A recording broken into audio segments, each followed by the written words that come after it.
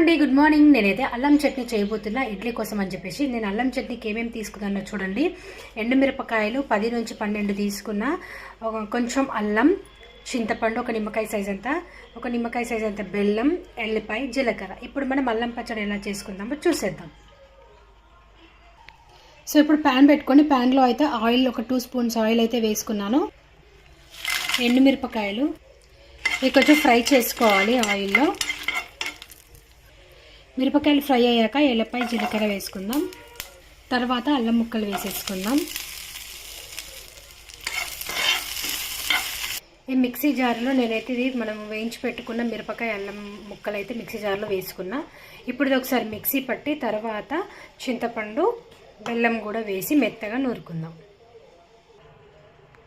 ఇప్పుడు ఇది మిక్సీ పట్టుకున్నాం కదా, అల్లము, మిరపకాయలు, ఇందులో కొంచెం బెల్లం వేసేసుకుందాం. టేస్ట్కి సరిపడా సాల్ట్, చింతపండు, మనం అవసరమైతే ఇదే వాటర్ పోసుకుందాము.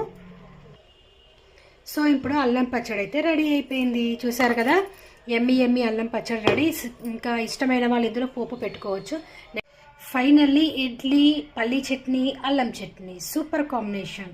మీ బ్రేక్ఫాస్ట్ ఏంటో కామెంట్ సెక్షన్లో కామెంట్ చేయండి.